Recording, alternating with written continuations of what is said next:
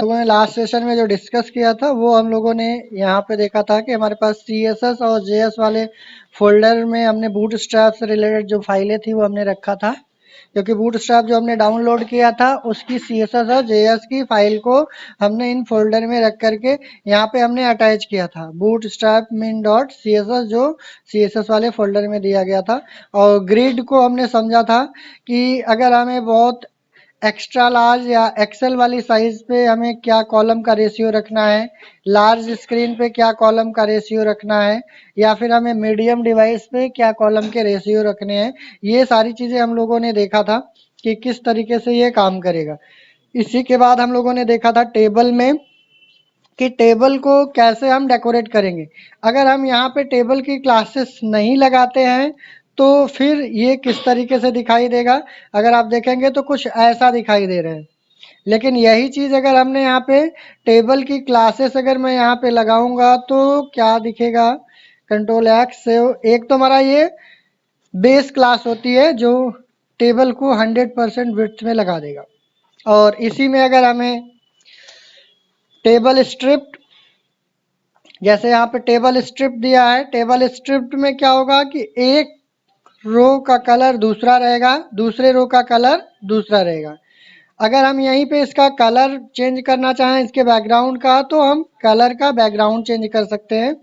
और इसी में अगर हमारे पास टेबल होवर भी होता है, जैसे अगर हम टेबल के साथ होवर भी इस्तेमाल करना चाहें तो माउस अगर हम उस रो पे लेके जाएंगे तो इनके रो के बैकग्राउंड कलर चेंज हो जाएंगे।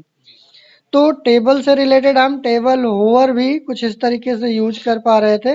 तो इसमें जितना भी हमने देखा था सारा का सारा बूटस्ट्रैप में क्लास का खेल है।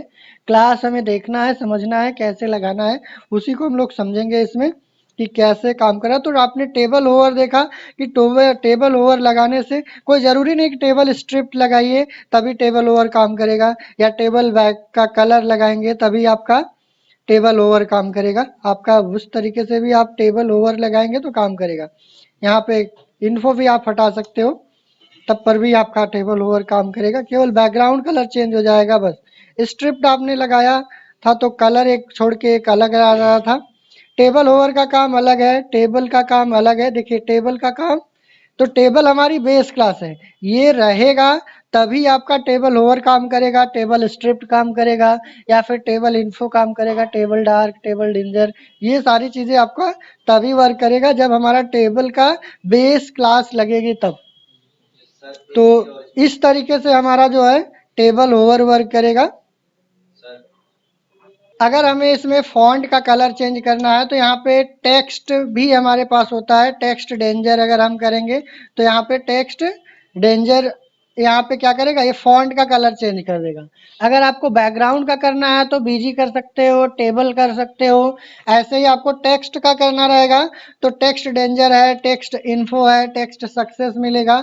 अलग अलग यहाँ पे कुल 11 क्लासेस दी गई हैं वो कलर को मॉडिफाइड करने के लिए। तो आपको टेक्स्ट में चाहिए तो टेक्स्ट में कर सकते हैं, इसको सेंटर में चाहिए तो आप टेक्स्ट सेंटर भी क्लास होती है, आप टेक्स्ट सेंटर भी यूज कर सकते हैं। तो ये हमारा जो भी होगा टेबल के जो TD वाला कॉलम होता है वो सेंटर में आएगा डेटा। तो आपको सेंटर में चाहिए टेक्स्ट तो सेंटर में करिए। कलर अगर टेक्स्ट का चेंज करना है तो टेक्स्ट का कलर चेंज करिए। बाकी आपका होवर का काम था कि जैसे माउस उस पे ले जाएंगे उस रो पे तो उसका बैकग्राउंड कलर चेंज हो जाएगा। तो इसमें हम लोगों ने क्या देखा कि कैसे बैकग्राउंड की जगह पे आप टेक्स्ट का कलर कैसे चेंज करेंगे, या फिर हमारे पास कैसे किसी टेक्स्ट रो पे होवर करेंगे तो वो बैकग्राउंड कैसे रिफ्लेक्ट करेगा।